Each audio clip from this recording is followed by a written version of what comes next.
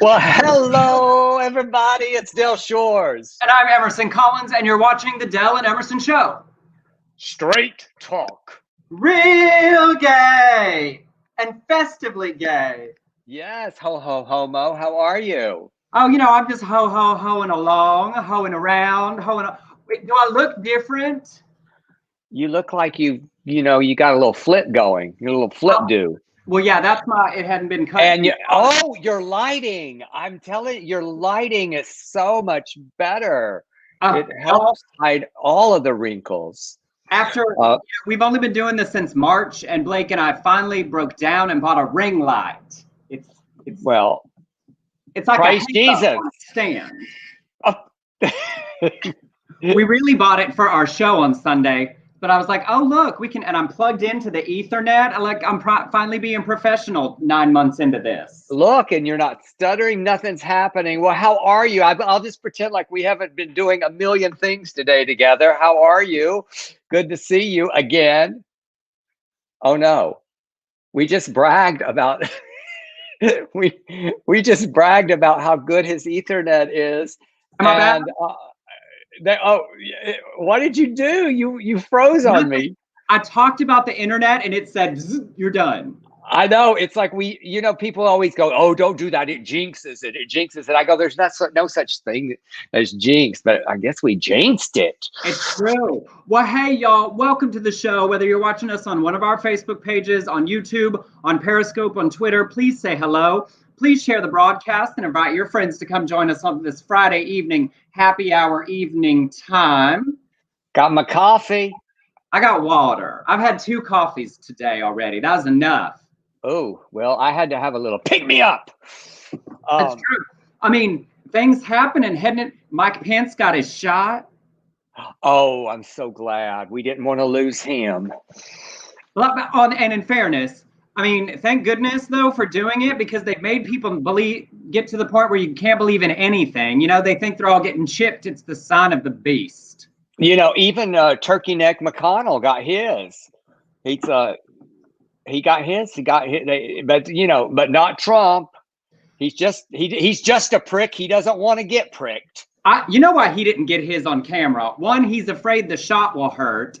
And 2, I think he believes so many of these conspiracy theories, he probably doesn't trust the shot because it was created by a woman and some foreigners. He wants to see how it works on everybody else first. Well, it's going to work, and we're all going to get back to work, and things are going to just be better. I have hope. Do you have hope, Emerson? I do. And I hope, he said that thing about he might not leave the White House, and I hope he doesn't. So the Secret Service can drag him out on the lawn by his folded over bangs. I just want him to be kicking and screaming. And I want Kayleigh McEnany to be pulling one limb towards the White House, and Ivanka pulling the other one, and then the other people, whoever they are, just trying to pull him out, and then Kelly Loeffler comes running in. I lost, but let me help. Help me. That's my fantasy that she loses. Oh my gosh! Wait. Look at people prepping for the weekend. Brent said there was a line for the local liquor store around the block to get in. I don't got time for that. No margaritas tonight. Oh, you talk for a second. I have to show them something that I got a gift, and it's fantastic. While he prepares that, I will say Blake and I are going to do a number from our show later on at the end of the broadcast, a little parody Dolly Parton moment. So I hope you'll stick around. And if you haven't gotten your tickets yet for my show, well, what are you waiting on? I know a bunch of you have, and I really do appreciate it. But we are very excited to be doing this. You can get tickets at my website, emersoncollins.com. Oh, what did you find? Okay, so the word has gotten out that I like bourbon. So this arrived. This is Willet. I hear that. It's really nice. And then thank you, Jigs, who is watching the show for this Woodford Reserve. But y'all, look what I just got. This is so cool. Look what my Sunday acting class sent me. the Church of Dale Sunday Congregation, Gentleman Jack Daniels. So y'all, I'm good for the weekend. That'll get you to the next show.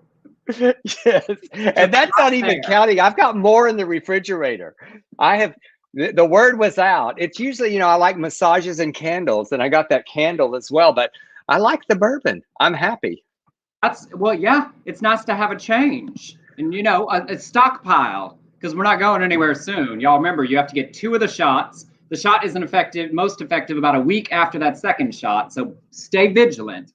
And of course, today, what was it? What's his face? What's his face out of Wisconsin this morning? Johnson, who stopped the stimulus checks, worried about our children's future, not worried about people losing their jobs and their homes and all the things that are happening right now. I could not be more frustrated at the lack of the ability to acknowledge that if you want people to be able to go about their lives, you should have helped them more along the way. And it's not like, let's get down to the wire and now we have to do this. They've had a lot of fucking time, and it's both sides. Both sides needed to work on this. I'm pissed at them all. And also looking at the amount of money that other countries knew their people needed and have been paying months and months and months. Australia, Germany, like the numbers compared to that $1,200 check we all got from governments who understood your people can do what you're asking of them if they know that they will be taken care of. Then we wouldn't be having these Kirk Cameron gatherings to sing hymns and argue about masks. Fuck Kirk Cameron. Fuck him. And Scott Baio, fuck you. Trending on Twitter for conspiracy theories that I don't even want to acknowledge it. Fuck them. Just fuck them all. I'm so pissed at them. I just want to do a PSA really quick, Emerson, because as you know, you saw me earlier today. I have splotches all over my face because every year I get skin checks, full body checks twice a year because I'm so fair. And you should too, if you can, because there are little things on us that could be cancerous. And I had a really deep one dug out of my back. I patched up. If you look really close, you could see the makeup. So I'm wearing makeup, wearing some makeup.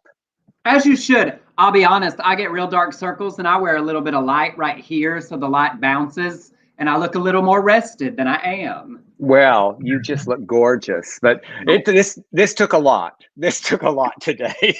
As Walker once said, well, I work at it. I was going to have to do the show like this. Oh, you're just in profile. Like the whole show. Anyway, that's my PSA. Get your skin checked. Amazing. What we do here is the LGBTQ news and nonsense. So we'll get on to some stories we think you need to know about because they're important or they're absurd. And I want to start it off with a genuinely important issue. Immigration, and particularly asylum, right, are very important to the LGBTQ community because there are still too many places around the world, far worse than here, where it's dangerous to be out or to be outed.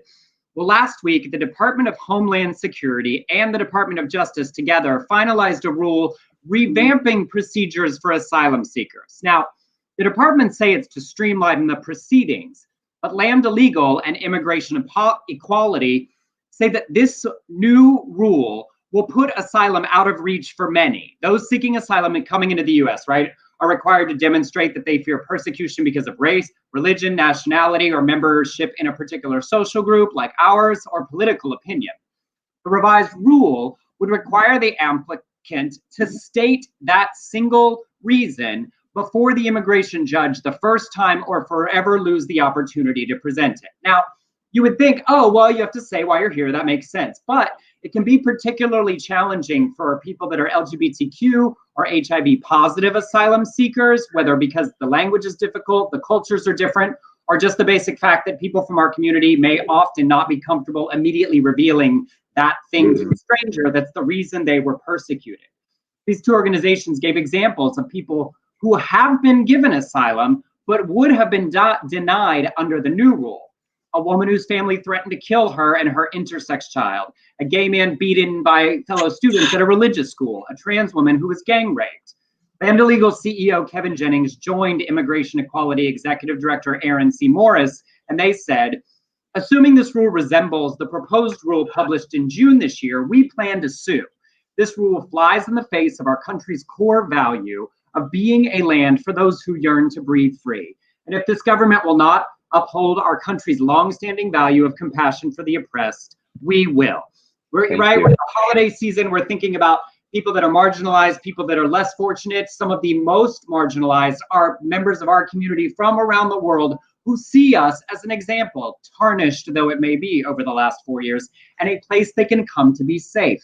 And making it harder for those people to tell us why they want to be here flies in the face of the immigrant-oriented nature of our country. So, and which we have, thank goodness that we have hope in the future coming, because it has just been suppressed and squashed and actually celebrated.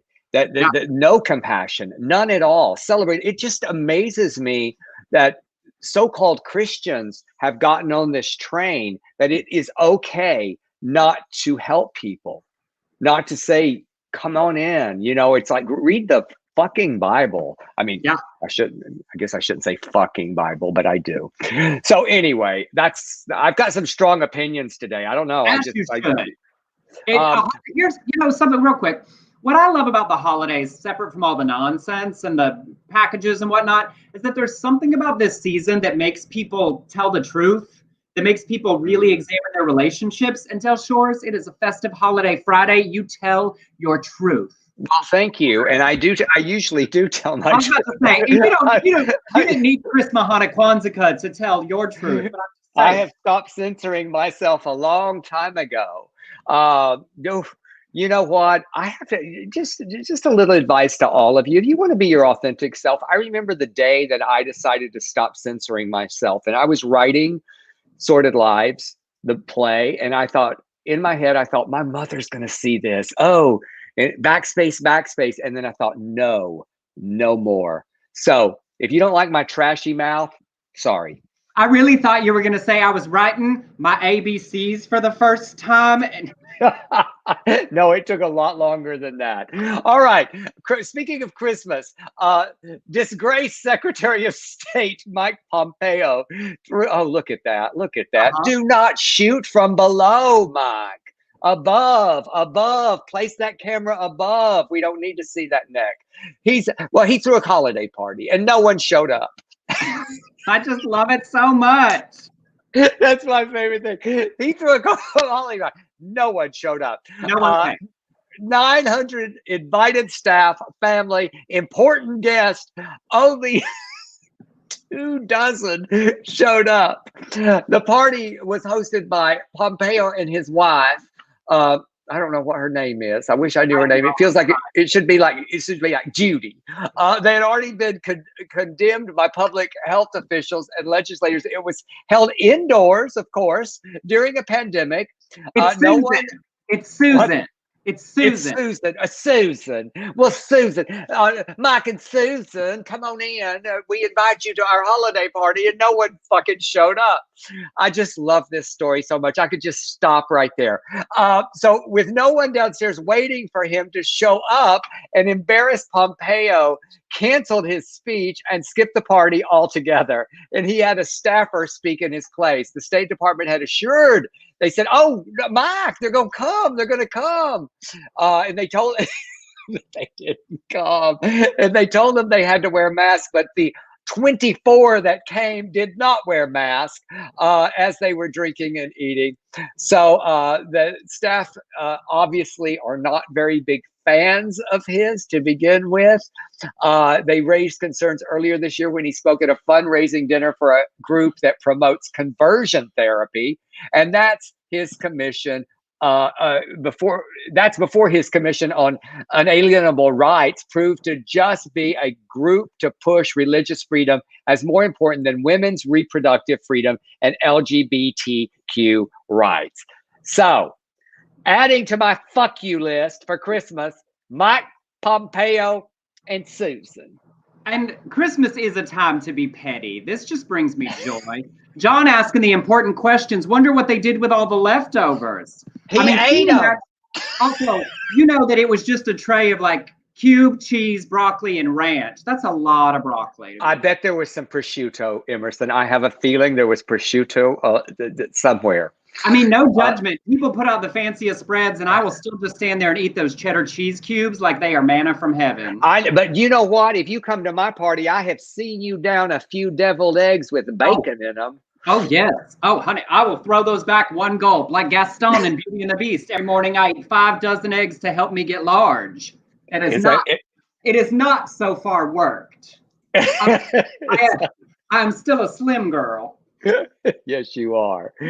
All right. Well, we've had so much going on in our country, but I think it's really important we at least pay attention and be informed about what's happening to our brothers, sisters, and non-binary friends around the world. So just a quick roundup of some international news. Some celebrations. In Northern Ireland, they just had the first same-sex religious wedding performed between Chris McNaughton and John Swan. They passed marriage equality at the beginning of the year, said that churches could do it either way in June, and they were the first ones. And religion's been a big part of it there, so big win. In Bolivia, Bolivia's constitutional court ruled that the civil registry must recognize the relationship of David Arequipa, see, I didn't practice this time, and Guido Montano as a free union in July, and it did so on Friday. They don't have marriage equality there. It was a big deal to have the civil registry acknowledge their union as a free union on the books. It's a step in their process. And then in Bhutan, the tiny kingdom near Nepal, they legalized gay sex, removing unnatural sex from the penal code. The king has to approve the changes, but it seems like he will. I just always find calling it the penal code hilarious. I know. It's like when you're in school and they, it was like, it's one of those things like the penal code. And I mean, I want to give it every time. Like how it wasn't made for like homosexuals in prison, I'll never know. And then 2 setbacks. In Hungary, we've talked a lot about that, that gay orgy at the European Parliament scandal and the drain pipe memes. They've continued their persecution of our people, easily passing legislation barring same-sex couples from adopting children and strengthening opposition to marriage equality in their constitution. So step backwards for the Hungarian community. And then in Turkey, government and advertising regulators have announced that the LGBT plus and rainbow themed products sold online must be advertised as being for ages 18 and over to protect children. Now, LGBT plus and rainbows. So no rainbows, and unicorns. No unicorns for the children. I mean, look, I'm glad we claimed the rainbow. I mean, it's hilarious to me, that we stole it from Noah. But like the idea that literally any rainbow is somehow damaging to children is like just really sad. We want our rainbow back. We can't have it. Yeah, it's ours now. Emerson, I have to explain to them that every time you talk, one of my dogs, my dogs love Emerson so much, and they come and jump and they try to find him. I can't even get her to lay down because she's trying to find Emerson. There he is. There he is. Hi, Bits. Okay, Bitsy May, go. Oh, I got news to tell you. Jim said, Emerson, your lighting is so much better today. Thank you. By the way, you have a beautiful voice. Can't wait to hear a Christmas show. We are very excited. All right. Well, thank you, Jim, for noticing Emerson's lighting. I appreciate it. That means so much. And all right. So Ian McKellan, anytime he's in the news, I love it. And he got the vaccine.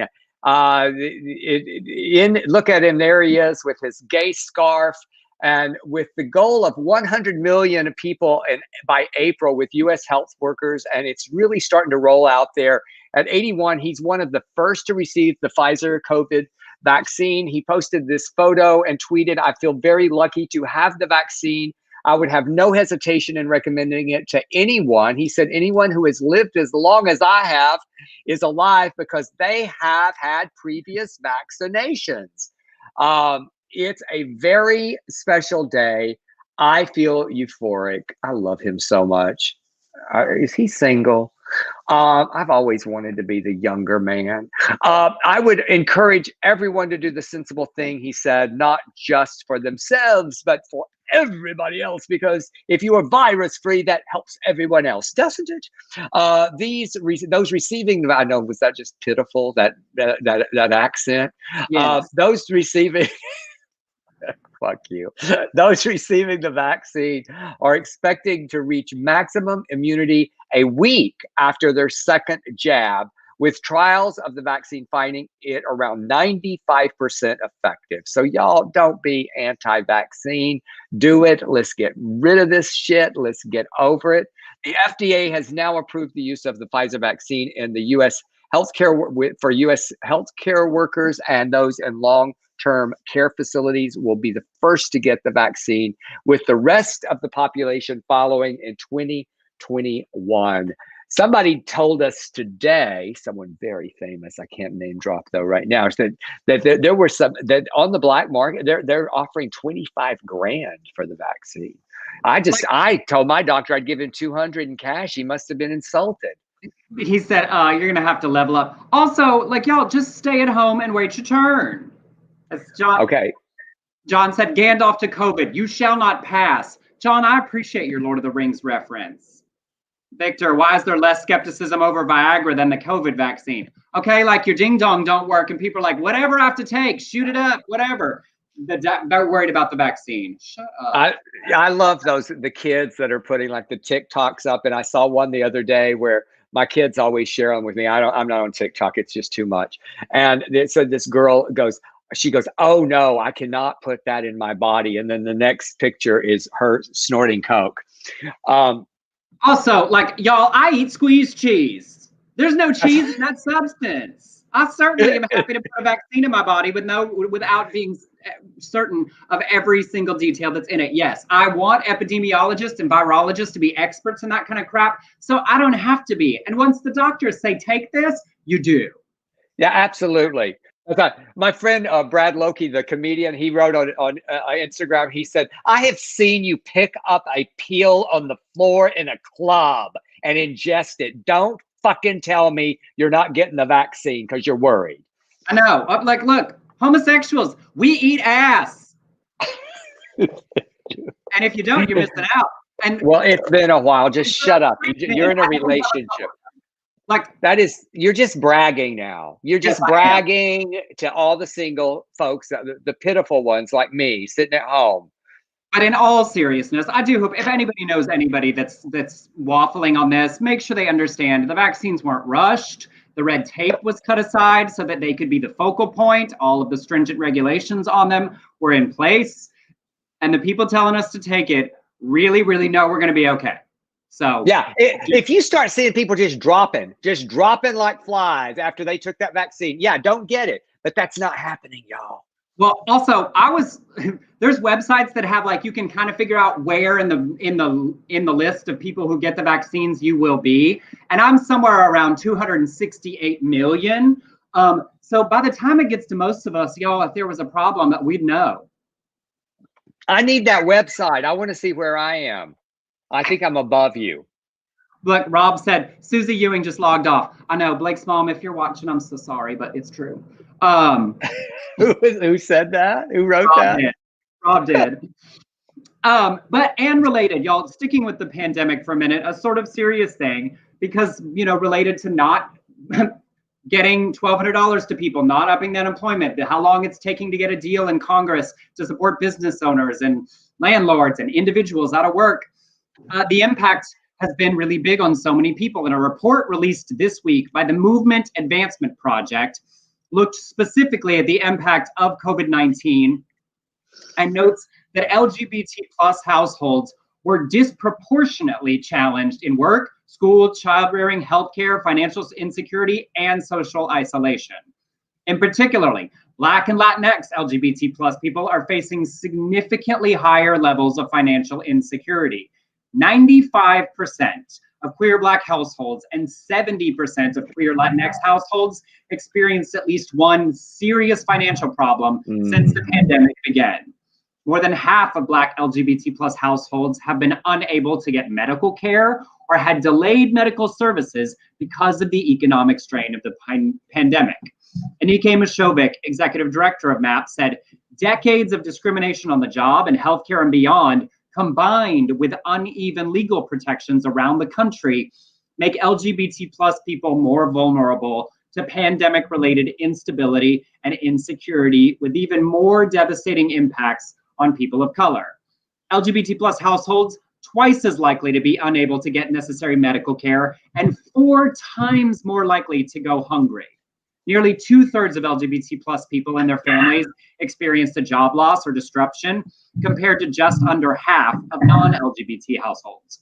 Logan Casey, a policy researcher, said, "It's clear that the COVID-19 has amplified and exacerbated disparities that already existed before the pandemic. And the existing patchwork of legal protections is insufficient, which is why we need a nationwide law like the Equality Act," right?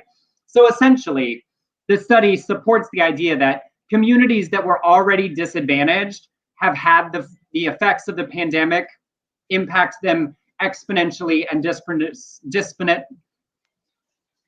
more so. How about that?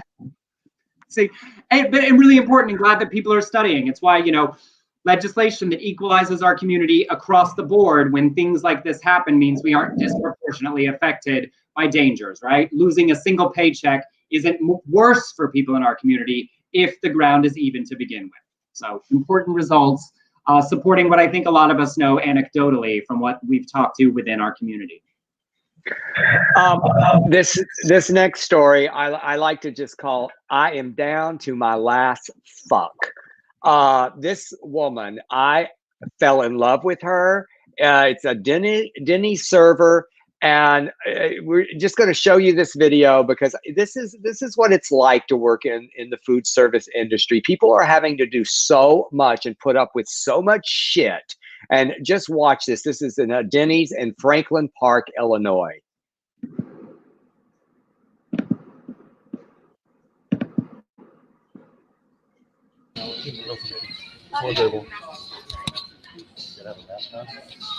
We have a religious exemption, but we just don't wear a mask. You're required to wear a mask. Pardon me? You're required to have a mask. So It's our religious belief, though. it's under the Civil Rights Act of 1964 that we have an exemption, religious exemption. I quit. I fucking quit. What is wrong with you people? Ma'am, we're not Roger, sick. I'm not working for this shit anymore. These guys won't put their mask on. I'm sick of feeling like this. Stop. Why are you discriminating against us, ma'am? I'm not discriminating against you. Yes, you are. Roger, I can't do this. You can't work this. Stop. I'm sorry, you can't come in without a mask. The governor has said, no mask, no service. Sir, the Civil Rights Act says we can claim a religious exemption for not wearing a mask. We're not sick. No, not here. Okay, and then you lost our business. Okay, We'll go somewhere else. thank you, I'm sorry. He's Well- filming also, by the way. You what? He's filming this. It's just some kind of fun act for these people. I've had it. Don't believe everything the media tells you, okay? Yeah, fuck yourself. That was my favorite part. Don't believe everything the media tells you. She goes, go fuck yourself. I mean, go ahead.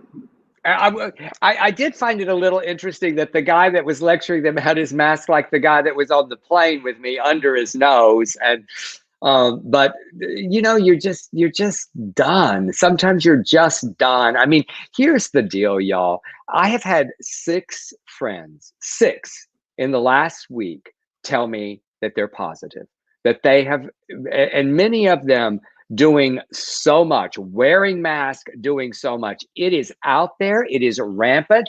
We must stay in if we can. When I go out these days, ask Emerson, because I dropped something off at his house today. I am wearing 2 masks, an N95, another mask over it. And I look like a beekeeper. And then I've got the face shield on. I walk into my box to get my mail. I come out and I spray my hands. I spray my steering wheel and I go home. So.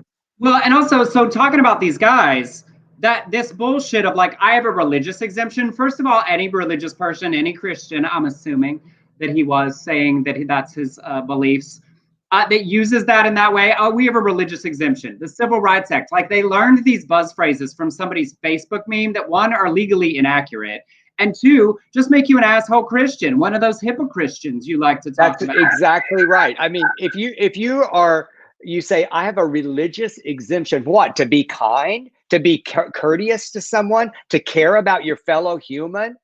Oh, And thinking about this woman, right? it's like her reaction is great because it's what so many would want to say, but this is a woman Shut up. who her place of work is open. So she has to go to work. She needs to make the money. Our government isn't supporting people with pandemic unemployment assistance anymore. And so she's already there providing you a service and working at her job and has to deal with these people. Like, she does not get paid enough. Nobody gets paid enough to have to risk themselves and then deal with your bullshit. Because that's that you were talking about. Right now we are getting into where it's dangerous that those of us that are taking small risks, right? Going to Rite Aid, going to the grocery store, keeping everything covered, it's spreading enough that even low risk activities done at distance, people that are doing just those things are starting to. That's right. That's right. Because it's so, I mean, we have, guys, here in Los Angeles, we have no ICU beds. Not one right now. So it's serious, and we just have to wait this out. We have to be careful, and we have to be good to each other. And I felt bad. I mean, because let's just be honest. They didn't come there to get a slam bam breakfast special. They came there to cause trouble. That's why they came there. They came to mess with her, to mess with them, and to film their bullshit. Well, and also that they were filming from the beginning, right? Means that they came there to make a scene, not because they just desperately needed a moons over my hammy. So, yeah, and their filming didn't make them look good. It made them look awful. Yeah. So, and anyway. Everybody, Jig said they've lost 4 legendary teachers. Rob said in Tulsa, people don't want to wear masks, and restaurants and stores don't make people. And John said anybody that walks into a business to protest masks needs to be arrested. The cops need to start giving people a choice: wear a mask or go to jail. You know. Well, it's like I try to be courteous, Emerson, and you know my house. You know how it is, and right in front, they're working on the house behind. That's why you hear the dogs barking sometimes, because they're working. And the only way they're doing a shortcut. And they asked me. They said, "Can I use your stairs to go up there?" So they put all this. Today they're standing there without their mask on, these workmen, and I've been very nice to them. And I stood at the top of my stairs and I said, "Guys, I'm coming down. I need you to either go down a little bit further or put your mask on." And they go, "Oh, I'm so sorry. I'm so sorry." I wasn't rude about it. I just said, "This is what I have to do for me." And here and I've got my double mask going. Yes, and there's so many people. Like Rusty's husband is a manager of a popular coffee shop, and every day he hears this. Every day. You know how they wears on the people who are working. He gets this lady wanting to quit. His husband can't. He has a job to do, and this adds to it and puts him and his core workers at risk too. And then he's expected to serve them. You know, it's like that love thy neighbor thing goes out the door real quick when people ask to wear a small piece of fabric. It's just the dumbest line in the sand. I hate it. All right, we have reached the midpoint of our show, which means it's commercial time. If you enjoy us bringing you the news and the nonsense, we hope that you do, and we're so glad so many of you show up and comment along with us live, and we appreciate those that watch it back later. I get lots of Instagram DMs from people laughing at stuff later on.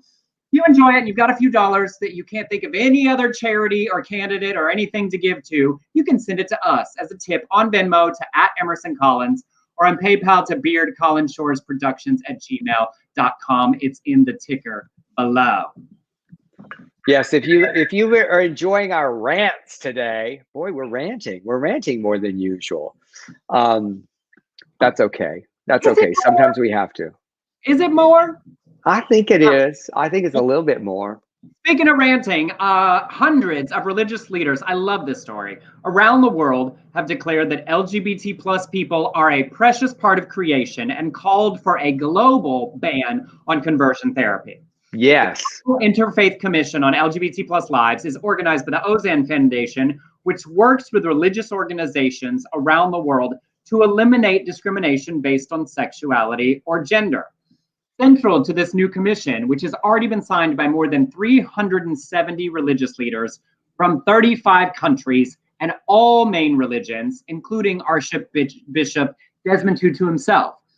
The declaration, it's very specific. It's not just a general, "Oh, we're sorry," and affirm people. It asks for the forgiveness of the LGBT plus community for the harm that religious teaching has caused its members, and calls for an end to violence against queer communities around the world and a global ban on conversion therapy.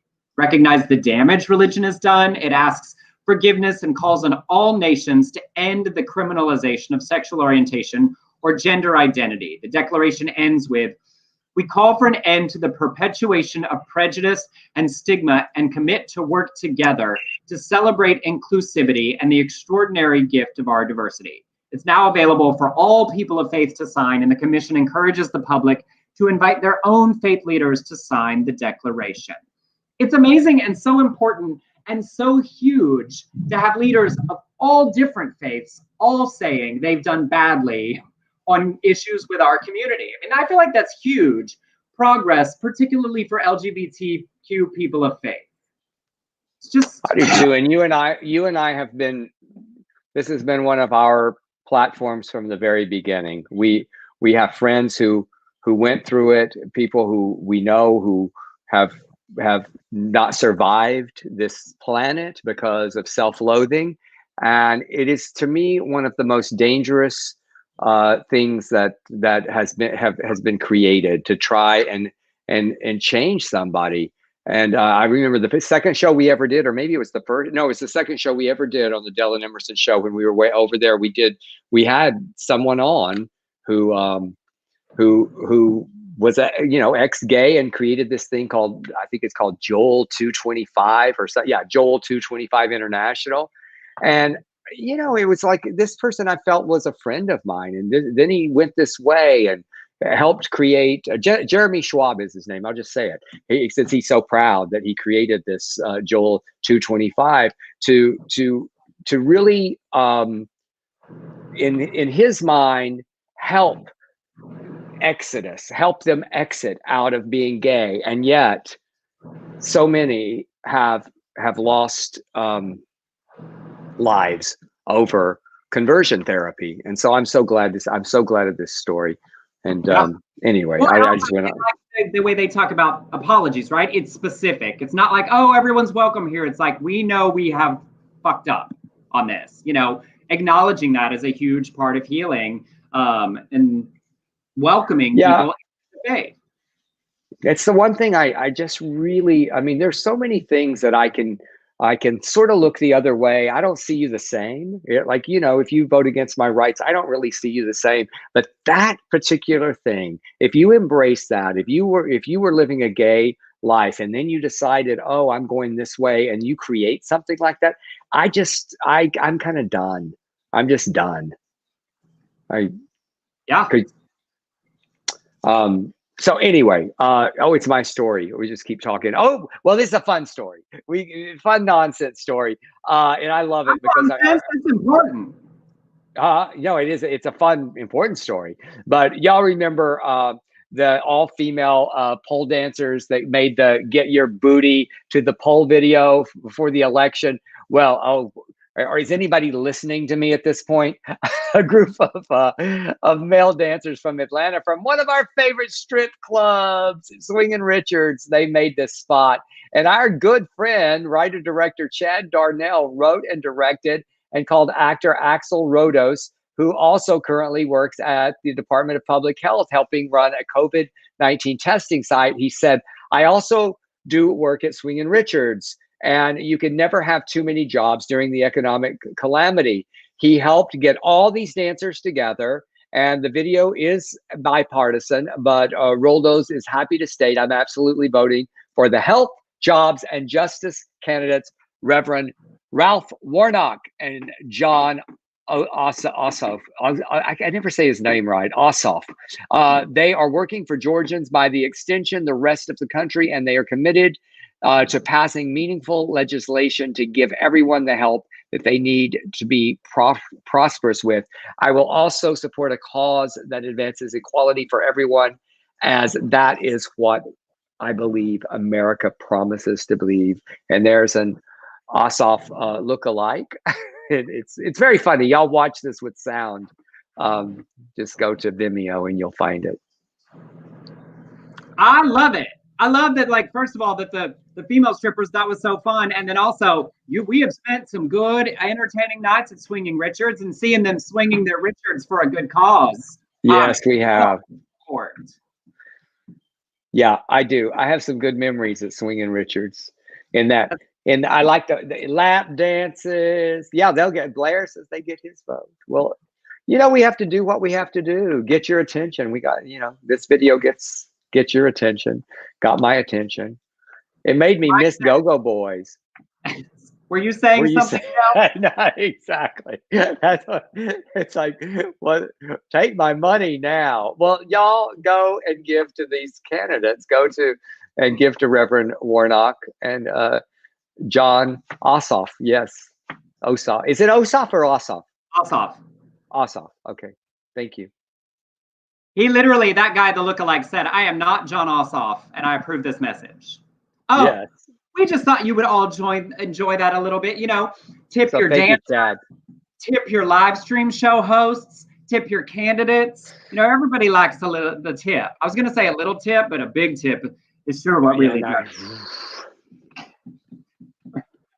All right, this next story is, I'm sure somebody somewhere has already started making this movie. This story comes to us out of Italy. A 75-year-old father in Italy will spend 2 years in prison for coordinating an attack on his gay son. Now, it is not because he is gay. The man contracted a hitman to break the fingers of his adult child, who is a surgeon, paid him $3,000 in April to attack his 43-year-old son and his boyfriend, as well as to vandalize the couple's car. He supposedly told the hitman, "My son is a thug, break his fingers."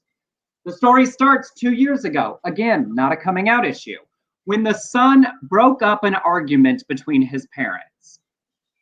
Got in the middle of his parents. They were having a fight. He broke it up. His father warned him at the time that he would have his son's legs broken for the infraction.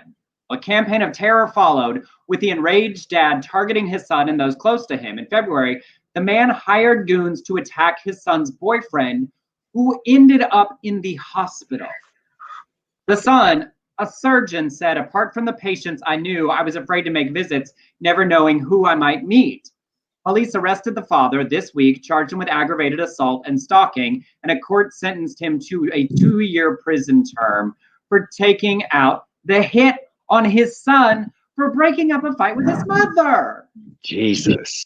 Now that's some serious family dysfunction. I mean, I guess it's a very modern queer story in that it's not a coming out story. It's not, apparently, I don't think he had any issue with him being gay. His issue was with him getting in between them in a fight. So maybe just good old misogyny instead of homophobia. Seems mentally ill to me. So, I mean, I think that's just you're so much of an asshole. Like, I don't think, you're an asshole. He's well, like, and what did the mother think? I wonder. Well, she's going to be. That's a very good question in exploring this story. Like, what did she say? Like, please don't send a hitman to break the fingers of our son, who's a surgeon saving a surgeon. Like, be proud of your surgeon. As John Mark said, mafia. I mean, what kind of person tells their son, "I'm going to break your legs"? Yeah. Mafia, you're right. So, all right, I love this story because it has a good ending. It starts badly, but Chris Kennedy and his wife, Edie, and their 4-year-old daughter decorated for Christmas, and they included a black inflatable Santa they've used for years in Arkansas. This is actually in Lakewood, Arkansas, which is a suburb north of Little Rock.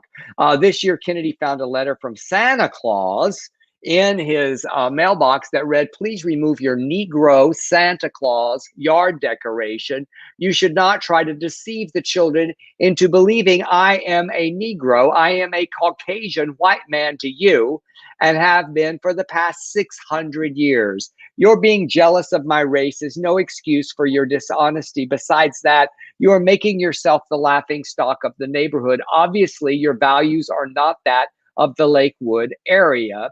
And maybe you should move to a neighborhood out east with the rest of your racist kind." Kennedy then went to Facebook Live and said, "I am trying to be as nice as I can in this very moment because I am actually filled with rage."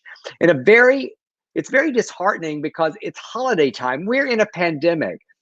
After neighbors found out what happened, they decided to fight back, and all over the neighborhood, Black Santas started appearing in front yards, and as many and more people joined in. The stores are running out of Black Santas. Ben Keller said, when we saw what happened to Chris, we knew we couldn't stand by and not do anything. We instantly decided what better way to support him than getting our own Santa display. Keller's young son is Black, he said, and he is absolutely thrilled to see some Santas that reflect back to him. Edie Kennedy said, the outpouring of support made me realize that this is the perfect place to raise our daughter. I didn't see it growing up, but the fact that it will be normalized for her gives me hope for the future. What a beautiful story. I love it so much. And it's interesting because it seems so obvious, right? Like we're all going to say, screw you.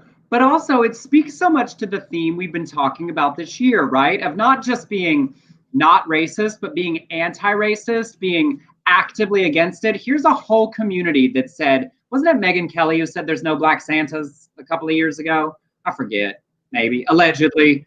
No, I think she did. And I think she also perpetuated that it was okay to go in blackface for Halloween.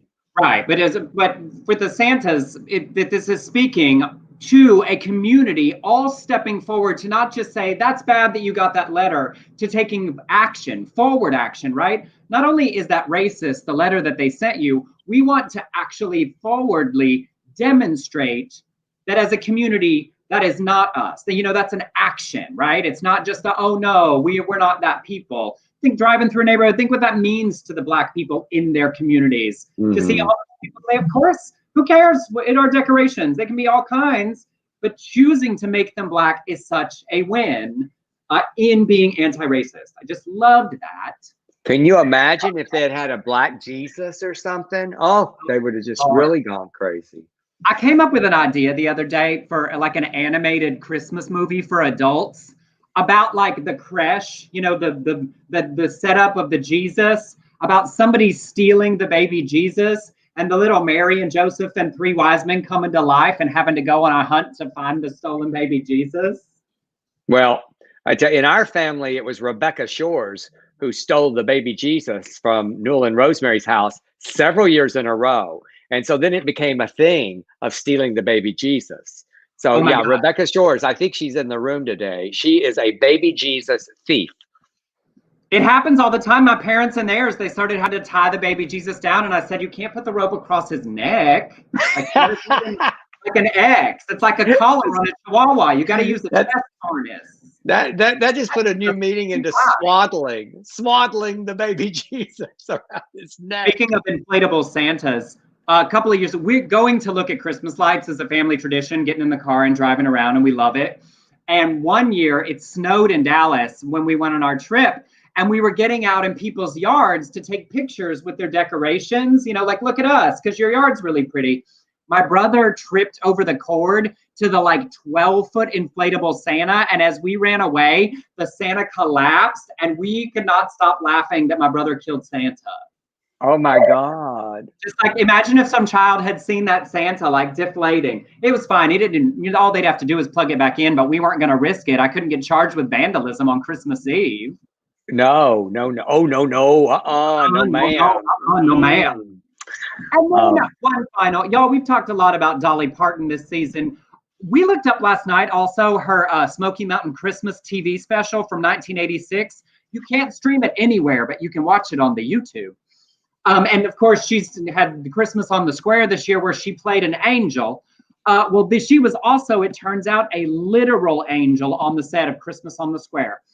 9-year-old Talia Hill was a dancer in the movie, and Dolly stepped in to grab her from the path of an oncoming vehicle on the set. Talia said, we were on set and I was at the hot chocolate station when they said, go back to your beginning positions, back to one. So there was a vehicle moving and I was walking. Then somebody grabbed me and pulled me back. I looked up and it was Dolly Parton. I was surprised. I was like, and she's like, well, I'm an angel, because she plays an angel in the movie. And I was in shock. She hugged me and shook me and she said, I saved your life. She also said, when Dolly walked in, she smelled like heaven. She greeted everyone, even if you were a trash can person. It was such a great feeling. Now, I don't know if this little girl meant the person moving the trash can or if she meant figuratively if you were a dumpster fire person. Well, or were there characters that were trash can people? in the Right, in the moving the trash in the square, I would think. Oh, I love that Dolly. Was that in this one, the new one that she saved somebody recently? That was Or while they was were it- filming this one Wow. on set. Well, Dolly is she's not human. She is just not human. Backing up on the square and almost ran over a 9-year-old. I swear to God, if I could get a Dolly Parton angel on the top of my tree, I would. I have a Dolly Parton ornament, but I know. I thought it was a huge miss in merch this year with Dolly playing a literal angel, not to put out tree toppers of her sitting on that cloud of glitter in that sparkly white gown. Yeah, I need that. I need that, y'all. Someone find that for me. And next year, instead of bourbon, just send me a Dolly Parton Christmas. Made them on the Etsy, but I just thought Dolly should put out official merch. Yes. No. Dolly is a saint. All right. Well, you chat with the people, because speaking of Dolly, Blake and I are going to do a number for our show. It is a parody of a Dolly Parton Christmas song. You're welcome. Oh, so Set that up. all right. How long do I have? Like a minute? You're able to see it. I'm going to see it's setting up. Yes. You're going to see behind the scenes. I see. All right. Oh, there's Blake MacGyver looking so handsome. Isn't he handsome? It's a shame that they both are talented and good looking. It just pisses so many of us off. Also, I'm about to do that thing where I plug in the microphone and then I can't hear you. So when I say, "Can you hear me?" make sure you nod real big. Okay. All right. Okay. Because you're not going to be able to hear me. Y'all, this is the way it works on the Dell and Emerson show. We don't have a lot of help. We just do it. Emerson, I was going to say we do it all. No, we don't do it all. Emerson does it all. I can hear you. Yes, you just came in. What? Can you hear me? Yes, now I can. Well, it's now I didn't hear yes. Uh-oh, now I'm not hearing you. Please don't make me sing. Somebody type a comment. Yes, they can hear me. Now we can hear you. Yes. Okay. Yes. Yes. Yes. Make me go away. The cue was nod your head because I can't hear you. So yes. Okay, good. Look, there's no crew. It's a pandemic, y'all. We got the ring light and the microphone and say a little prayer. Here we go. Hit it. Here we go.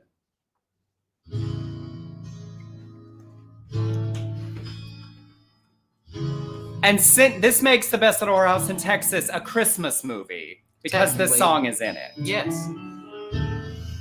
It's our little parody for the pandemic version.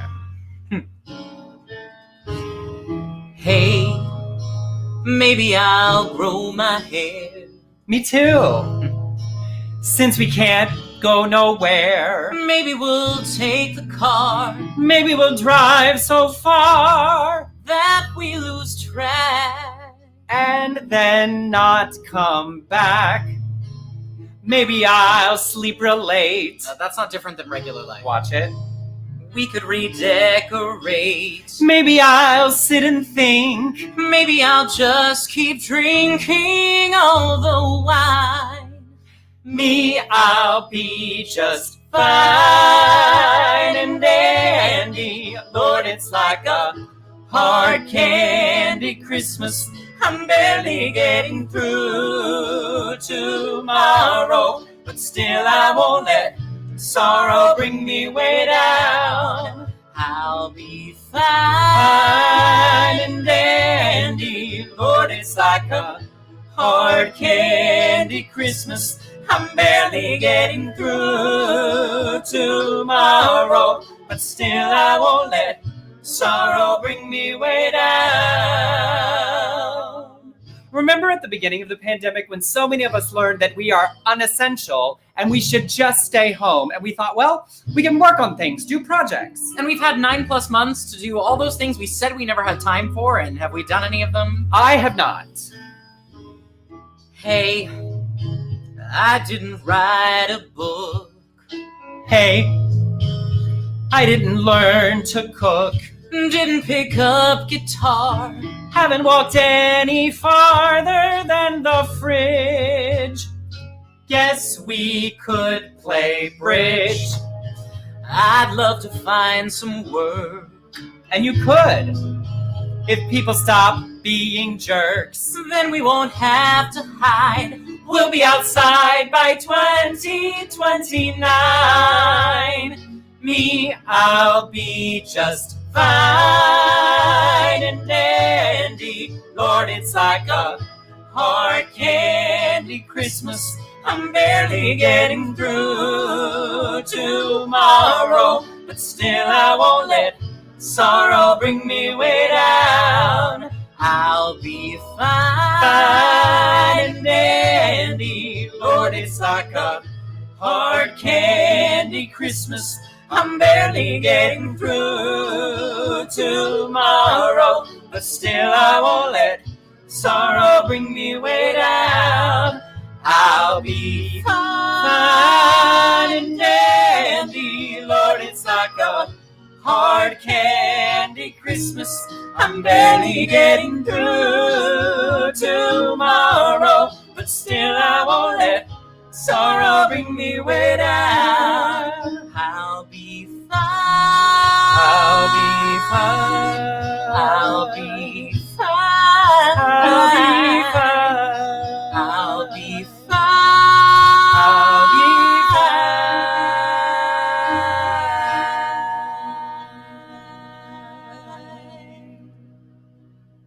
It'll be fine. Well, it'll be fine. It'll be fine. Just fine. Does anybody else find themselves saying that over and over? Just like, we'll be fine. Like, that will be fine. We'll just be fine. Welcome back. I think you muted, Del. No. Oh. Yay, yay, yay. Oh, now you're here. Yay. All right. That was wonderful, boys. Loved it. I loved it. Loved it. We're not hearing him. He has to get back over to his space and then turn the mic on. I painted my nails during this. I did this for that boy Trevor Wilkinson at Clyde High School in Texas. I said, I'm going to paint my nails for him. Oh, that's so cute. Am I back? Yeah, you're back. Oh, so thank y'all. We really are very, very, very excited. Here's our poster one more time. I will put the link in the chat. I know many of you have got tickets. If you haven't, please, I hope you will join us on Sunday. If you cannot watch live at 5 p.m. Pacific, the private YouTube stream where the show will be available to watch anytime through the end of the year. So if you can't make it live, you can still come. It's a $20 ticket, but as I said before, if money is tight for you, send me a message, send me an email. I will send you the link. We just want people to come and join us and have a good time. I have my ticket, and that's a great poster. I just love all your artwork, Emerson. Thank you. And Blake. But, well, you know, I make it myself. So, all right. Well, this was fun, as always. Yes, and, we've got a minute. You want to tell about that follow-up on our sweet boy? Oh, sure. Since I painted my nails for him, you know, I love that. I love that Trevor Wilkinson painted his nails, and he was. We heard the story a few weeks ago where he was violating the dress code and he got expelled in Klein, Texas. Well, now he went before the school board to continue his fight. He told them, this isn't about me anymore. It's about a discriminatory sexist policy that needs to be changed. I got my education taken away from me for something as minor as painting my nails because it's against the dress code. Why is it against the dress code for a man to be comfortable with his masculinity and defy the gender norms society has imposed on us? Having a double standard like this only shows that Clyde doesn't accept kids for who they are, and they shouldn't be themselves because the very people that are supposed to create a safe environment can't accept them. Traditional values are great, but change is inevitable. Diversity is what makes this country so beautiful. We're all supposed to be equal, not having our freedom of expression suppressed, not having our voices not heard because grownups are taking 3 steps back instead of forward. So Superintendent Keeney said in a statement that the dress code won't be changed until the annual review of the student handbook. But I'm proud of Trevor. I really am. I mean, and how articulate was he? He said that so beautifully. A wonderful victory story. We just wanted to let y'all know he is fighting away. Thank you for joining us today. I'll see a bunch of you on Sunday, hopefully. You'll see me, yes. Thank you to Leanne and to Ray for sending us your tips. Again, that's Venmo at Emerson Collins or PayPal to beardcollinshoresproductions@gmail.com. We love you guys. Everybody have a lovely and safe weekend. Yes, and stay safe out there. All right. Good night.